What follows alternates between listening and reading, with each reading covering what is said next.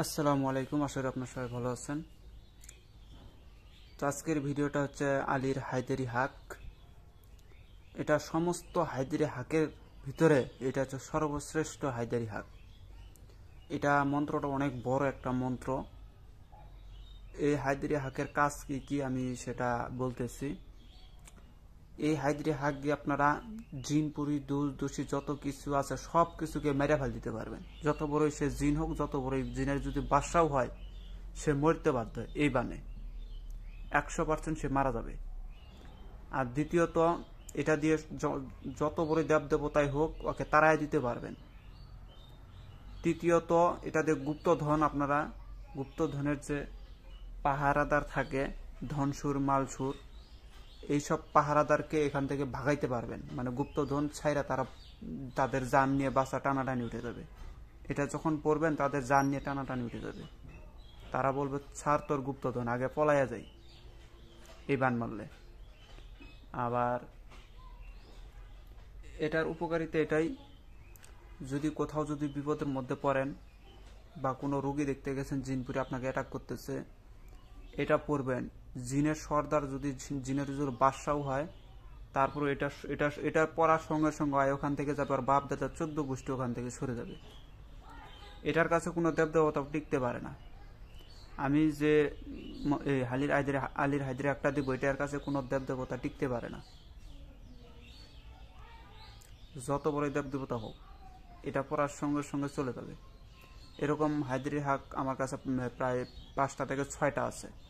এই 5-6টার ভিতরে, হ্যাঁ, এই 5-6টা দিয়ে যে কোনো দেবদেবতাকে হাঁটাইতে পারবেন। যে কোনো যত বড় দেবদেবতা হোক, স্বয়ং যদি মহাদেব ভোলানাথ হয়, ওখান থেকে সরে যাবে, ওখান থেকে সরে যেতে বাধ্য।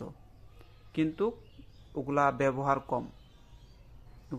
কম, যার কারণে আমি এগুলা ইউটিউবের ভিতরে দেই না। আর খাঁটি জিনিস ওগুলা মনে করেন যে ধোয়াটা ঠিক না। আমরা ছোটখাটো যে হায়দারি হাকগুলা দেই, এগুলা দিয়ে জিনপুরি ভূত পেতনি এগুলো তাড়িতে পারবেন।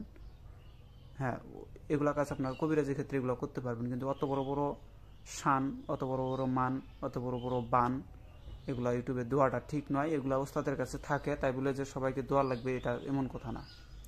আজকে যেটা দিতেছি এটা অনেক বড় একটা, কিন্তু এটার ক্ষমতা অনেক মারাত্মক ক্ষমতা মন্ত্রের ভিতরে। মন্ত্রটা যদি কেউ ভালোভাবে শুনতে পারেন তাহলে বুঝতে পারবেন এটা সম্মান কতটা। কিন্তু এই মন্ত্রটা আমি অনুমতি আপনাদেরকে দিব না। আর এই মন্ত্রের যে কিভাবেগুলো আছে এটা আমি করতে দেবো না, কেননা এই মন্ত্র দিয়ে জিনপুরিকে অনায়াসে মেরে ফেল দেওয়া যায়। যার কারণে এটার অনুমতি আমি দিতে পারবো না, কেননা আপনি জিনপুরিকে অন্যায়ভাবে মারতে পারবেন না। আমি অনেকেই আছে রোগীর শরীরে জিনপুরি ধরলে পারে, হ্যাঁ, যদি রোগীর শরীর ছেড়ে যদি যাইতে না চায় তাহলে তাকে কি করে মেরে ফেলায়। এটা ঠিক না, কেননা জিন জাতি ওরাও এক ধরনের মানুষের মতো। ওদেরও সংসার আছে, ওদেরও বউ বাচ্চা আছে, ওদেরও পিতা মাতা আছে। এখন আপনি একজনের প্রতি নজর করছে দেখি যে তাকে মাইরা ফেল দিতে হবে, এমনটা তো কোনো কথা না। আমরাই তো মানুষ, আমরাই তো একটা মেয়েকে দেখলে তাকে ভালোবাসি, তাকে কত কিছু করি। তাই বলে কি তার বাপ ভাই এসে কি আমাকে মেরে ফেল দিতে পারবে? এটা সম্ভব নয়। তাই আপনিও মানুষ হিসেবে, মানুষের হাতে সর্বোচ্চ ক্ষমতা আল্লাহ দিয়ে দিচ্ছে। তাই বলে যে কোনো দেবদেবতাকে জিনপুরি ধরে মেরে ফেল দিবেন, এটা ঠিক নয়। আর এটা ব্যবহার করাটা অন্যায়। হ্যাঁ, আপনি তাকে কিছু সাজা দিতে পারেন, সাজা দিয়ে ওয়াদাবদ্ধ করে ছেড়েও দিতে পারেন। যদিও সে আবারও আসে তাহলে তাকে বন্দি করে রাখতে পারেন। সেটা কিসের ভিতরে? অনেকে আছে বোতলের ভিতরে বন্দি করে। বোতলের ভিতরে বন্দি করাটাও নাফরমানি কাজ। বোতলের ভিতরে কখনো জিনপুরিকে বন্দি করা বন্ধ করা যায়, কিন্তু এগুলো বন্ধ করাটা ঠিক নয়। এখন আপনাকে যদি একটা ছোট্ট চিপা একটা ঘরের ভিতরে যদি আপনাকে আজীবনের জন্য বন্দি করে রাখে, তাহলে আপনার কেমন লাগবে? একবার নিজের চিন্তাটা করে দেখেন আপনার কেমন লাগবে। আর সে জিন বা পরি যেটাই হোক, তাকে যে বোতলে বন্দি করে রাখছেন, অতটুকু কেন বোতলের ভিতরে যা বন্দি আছে, কতটা কষ্টের ভিতরে আছে, সেটা একমাত্র আল্লাহ পাকি ভালো জানে। হ্যাঁ, বন্দি করা যায়। এক, আপনি কোনো পাকড় গাছের ভিতরে বন্দি করে দিতে পারেন। 2, কোনো পুষ্কুনির ভিতরে বন্দি করে দিতে পারেন। ওই পুষ্কুনিটার ভিতরেই সে হাঁটা চলা, বেড়াস নেড়া সব করতে পারবে। ওখান থেকে সে চলে যেতে পারবে না, ওখানেই বন্ধ হয়ে থাকবে। একটা কোনো পাকড় গাছ বা বট গাছ, যেটাকে মানুষ বলে বট, ওটাই পাকড় গাছ, ওখানে বন্দি করে রাখতে পারেন। ওখানে বন্দি করে রাখলে ওই গাছটার মধ্যেই থাকলো, বেড়ালো, ওখানেই থাকবে, ওখান থেকে সরে যেতে পারবে না। এরকম জায়গায় বন্দি করতে হবে যেখানে সে হাঁটতে পারবে, চলতে পারবে, খেলতে পারবে, ওইরকম জায়গায়। ওইরকম চিপা জায়গায় বোতলের ভিতরে তো বন্দি করাটা ঠিক নয়। তো যাই হোক, এই জন্য করে এইসব বন্দির মন্ত্রগুলা ইউটিউবে ছাড়াটা ঠিক নয়। জিন পরীকে মারা এটাও ঠিক নয়, কেননা অনেকে আছে এগুলো করে ফেলায়। আমি দেখছি অনেকে দেখছি তারা মেরে ফেলায়, এটা ঠিক না। তাদেরও সংসার আছে, তাদেরও বউ বাচ্চা আছে। তো যাই হোক, আমি আজকে যে মন্ত্রটা দিব এটাতে বিশেষভাবে মানুষ বেশি প্রয়োগ করে। মাটির নিচে ধন সম্পদ যদি থাকে, সেটাকে যদি কোনো নাগ রাজ বা কোনো দেব দেবতা, কোনো ধনচুর মালচুর যদি পাহারা দেয়, তাহলে এই পাহারা যে দেয়, এটা প্রত্যেকটা ক্ষেত্রে পাহারা দেয়, 100% দিবেই। মাটির নিচে যেগুলো গুপ্তধন থাকে সবগুলাই এগুলো হচ্ছে ওই জিনপুরি, দেবদেবতা, মালসুর, ধনসুর এদের কাছে জব্দ হয়ে যায়। এরা এগুলা মাটির নিচে কোথায় কি আছে সব দেখতে পায়। এরা এগুলাকে নিজের জমি মনে করে আটকে রাখে। যদি কোনো মানুষ ওখানে নিতে যায়, তাহলে তার পরিবার ধ্বংস করে ফেলায়, নিতে দিবে না। যেমন আমার বাপের যতটুকু আছে, ওটা তো আমার। এখন অন্য কেউ যদি এসে নিতে চায়, আমি কি নিতে দেবো নাকি? ওটা অসম্ভব। আবার জমি কোথার থেকে আসলো? জমি আগে তো সমস্ত জঙ্গল ছিল, যে যতটুকু কাইটা পরিষ্কার করে নিতে পারছে তারই অতটুকু জমি।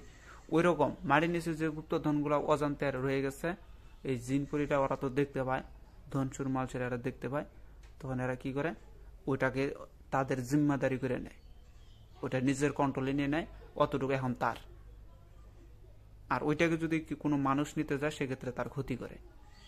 কোনো কবিরাজ গেলে তাকে মেরে ফেলায়। সাধারণ কোনো কবিরাজ হলে তাকে মেরে ফেলে, ছোটখাটো কবিরাজের টাইম নেই এগুলা তোলার। তো এগুলা জিনিস আপনারা তুলতে পারবেন তখন যে ওইটার পাহারাদার থাকে বা যে মালিক থাকে, এই মন্ত্রে বলে তাকে ওখান থেকে সরাই দিতে পারবেন। আর নিজের জান নিয়ে টানাটানি উঠে যাবে। তখন সে পলানোর দিশা পাবে না, কোন দিকে যায় পলাইবে সে দিশা পাবে না। তখন ওই যখন চলে যাবে, তখন আপনার ওখানে খুইরা মাটি ভেদ করে ওইটাকে তুলে নিয়ে আসতে পারেন। অথবা একটা মন্ত্র আছে, যেটা যদি কেউ 1 সপ্তাহ ফলো করতে পারে, তাহলে মাটির ড্যাক ধীরে ধীরে উপরে আসা শুরু করে।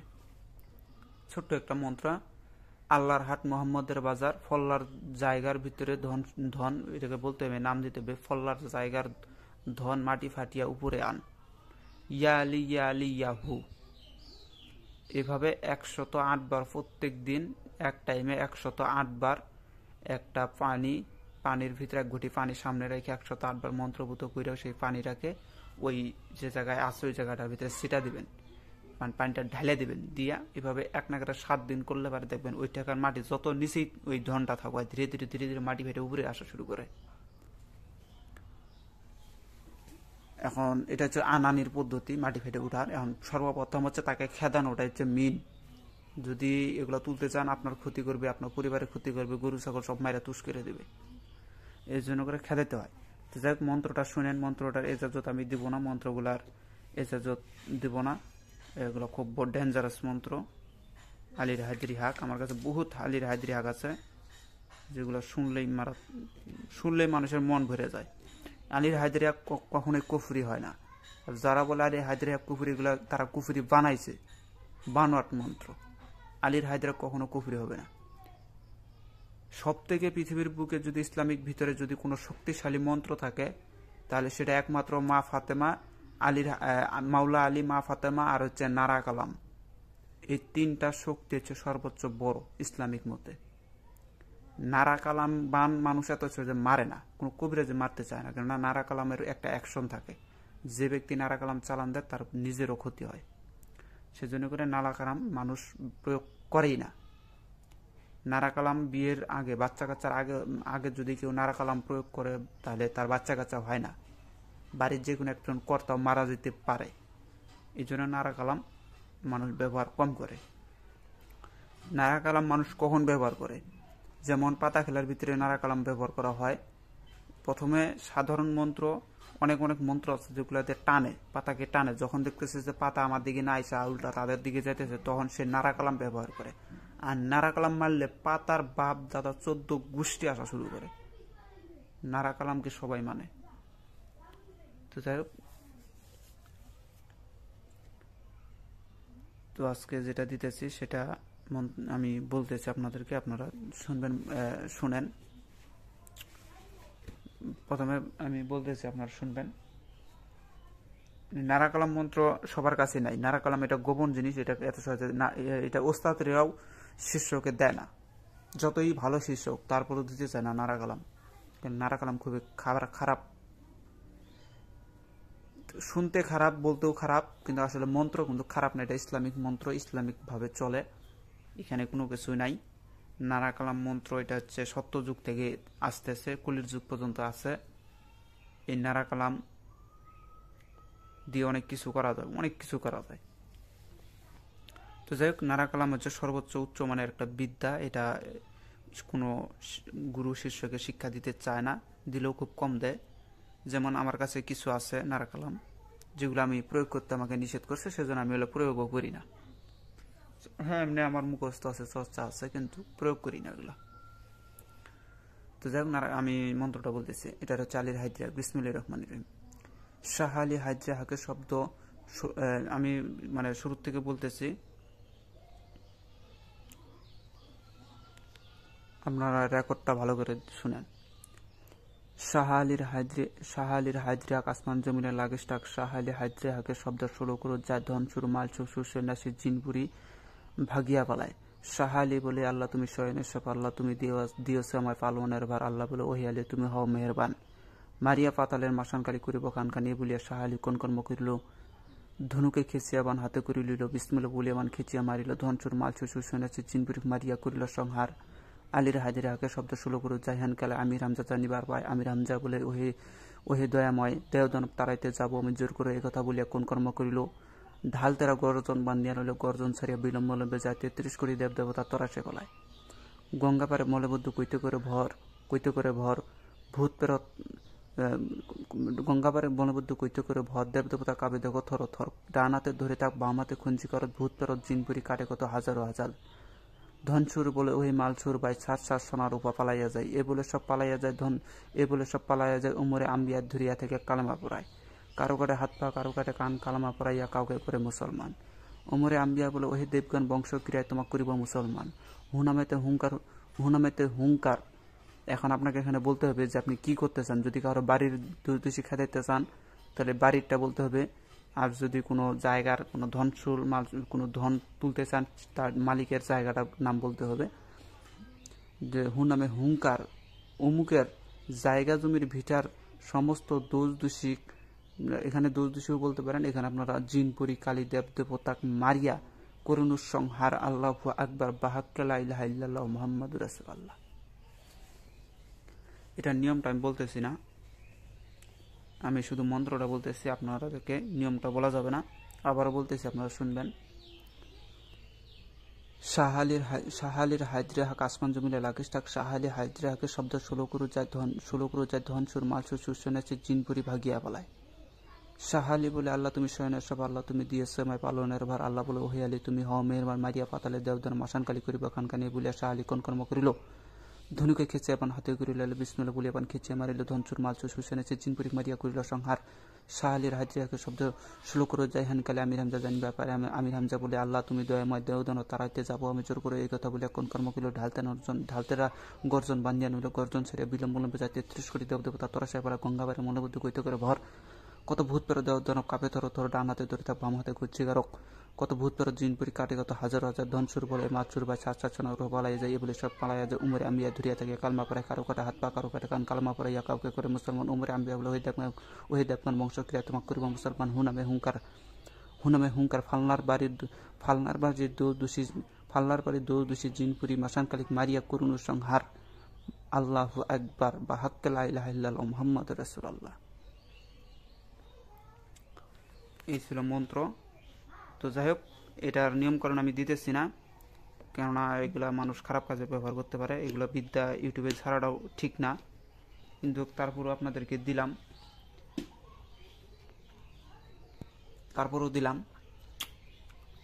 আর হ্যাঁ, আমি আরেকটা কথা বলার জন্য করে বিশেষ করে ভিডিওটা বানাইছি। সেটা হচ্ছে যে আমার ইউটিউবে যে সাধনাগুলা দিচ্ছি, এটা কেউ আপনারা নিজে নিজে ট্রাই করবেন না, কেননা আমার কাছে অলরেডি 2-3 বার খবর চলে আসছে যে এগুলা যারা সাধনায় বসছে তারা অনেকেই ক্ষতির মধ্যে পড়ে গেছে। হ্যাঁ, ক্ষতির মধ্যে পড়ে গেছে। আর যদিও কেউ করতে চান অবশ্যই আমার সাথে আগে দেখা সাক্ষাৎ করে আমার কাছ থেকে অনুমতি নিয়ে আমার কাছ থেকে বরদান নিয়ে তারপরে বুঝবেন, অন্যথায় এই সাধনা একদমই পাও দিবেন না ভাই। বারবার বলতেছি, ক্ষতি আপনাদের 100% হবে, কেন এগুলো তামসিক সাধনা। এগুলা যদি আপনারা শুধুমাত্র তার মন্ত্রটা, যে মন্ত্রগুলো আমি দিচ্ছি ওগুলা মন্ত্র যদি খালি ঘরে বসে যদি খালি জপ করেন, তাহলেই দেখবেন আপনার মাথা ধরা শুরু করবে, শরীর ব্যথা শুরু করবে, ঝিমঝিম করা শুরু করবে। ওগুলা ওগুলা চিন্তা ভাবনা করলেই মাথা ব্যথা করে, যার কারণে ওগুলার ভিতরে ওস্তাদ ছাড়া ওগুলার ভিতরে নামেন না। তামসিক সাধনার ভিতরে আমার কাছে মিন কয়েকটা সাধনা আছে, যেগুলো হচ্ছে শ্মশান সাধনা আছে, বটগাছ সাধনা আছে, ধুনা সাধনা আছে, আরো কয়েকটা গাছ আছে, বাবলা গাছ সাধনা আছে। তারপর হচ্ছে বাবলা গাছটা বর্তমানে এখন নাই, কিন্তু আমার কাছে মিন কয়েকটা সাধনা আছে, যেগুলো যদি এই যেমন ধুনা সাধনাটা কষ্ট নাই। ধুনা সাধনা এমন একটা সাধনা, এটা শুধু মন্ত্রটায় আপনি ঘরে বসে যদি ধুনাটা জ্বালাইয়া দিয়া মন্ত্রটা পাঠ করে যদি ধুনার ভিতরে ফুক মারা শুরু করেন 21 বার, দেখবেন আপনার এই ধুনা, এখানে মন্ত্রের ভিতরে বলা আছে রথের উপর ভর করিয়া ধুনা চলে। সেই ধুনা যায়া মনে করে যত আশেপাশে জিনপুরি আছে, ভূত প্রেত সবাইকে ধরে নিয়ে আসে। ধুনার আকর্ষণে তারা সবাই এসে ধুনার ভিতরে হাজির হয়।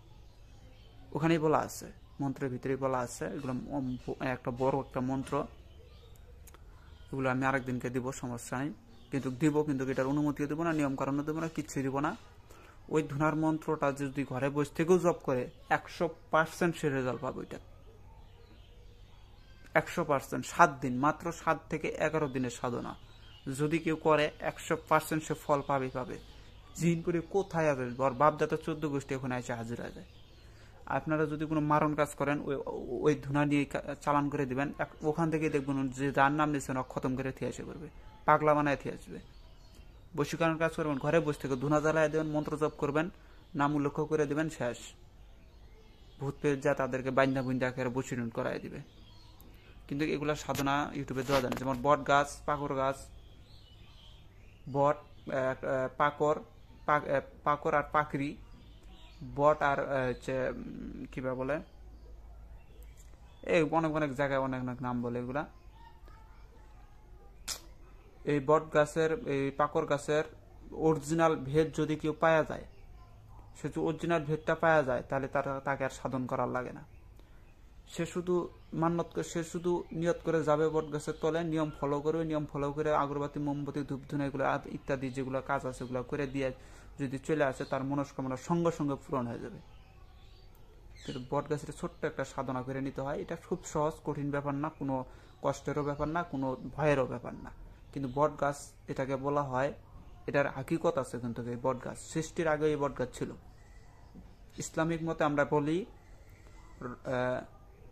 আদম সফি গাছ, বাংলাতে বলা হয় ছাই গাছ, হিন্দুরা ওইটাকে বলা হয় পাকর গাছ, পাকড়ি গাছ। মূলত জিনিস একটাই, খেলা খেলতেছে সব জায়গাতেই, মানুষ চিনে বিভিন্ন নামে। এগুলো অরিজিনাল ভ্যান্ত যদি কেউ পাওয়া যায়, তাহলে তাকে আর সাধন ভোজন করতে হয় না, বট গাছই তাকে সহায়তা করা শুরু করে। কিন্তু এগুলো অরিজিনাল ভেদ গুরু কাছ থেকে জেনে নিতে হয়। আমার যারা শিষ্য সাবধারা আছে, আমার কাছে আসবে, আমাকে দেখাশোনা করবে। যেমন চট্টগ্রামের যে শিষ্যটা আসছিল আরেকদিন, ওই আমাকে প্রায় আগে থেকে টাকা পাঠায়। যেমন আরেকদিনকে 3000 টাকা পাঠাইছে, উনি আমাকে প্রায় টাকা পাঠায়। আমি ওনাকে সাধনাও দিচ্ছি, ওনাকে এখনো বসাই নাই। আমি বলছি আগে আপনি এই বিষয়ে পাকাপোক্ত হয়ে নেন, পরে বসেন। তো এই বিষয়ে আমি পাকাপোক্ত করার পরে তাকে বসাবো। তো যারা আমার অরিজিনাল শিষ্য হবে, তারা অবশ্যই আমার কাছে এই জিনিসগুলো পাওয়া যাবে। আমি দিয়ে দেবো, এগুলা দিয়ে দেবো। বিশেষ করে আমি এমন একটা পর্যায়ে করে দেবো যাতে সে ঘরে বসে থেকে কাজ করে দিতে পারে। সাধনা যদি করতে পারে আমি সাধনা দেবো। আর যদি বট গাছ লাগে তাহলে আর তো কিছু লাগে না। বট মাদার কাছে সাধনা যদি হলে একবার দিয়ে দিই না, দেখবেন হয় ঘরে বসে থেকে পৃথিবীর সমস্ত কাজ করে দেবে। যদি এই দেশ থেকে ও দেশেরও কাজ করে দিতে পারবে। তো যাই হোক, সবাই ভালো থাকবেন। খোদা হাফেজ, আসসালামু আলাইকুম।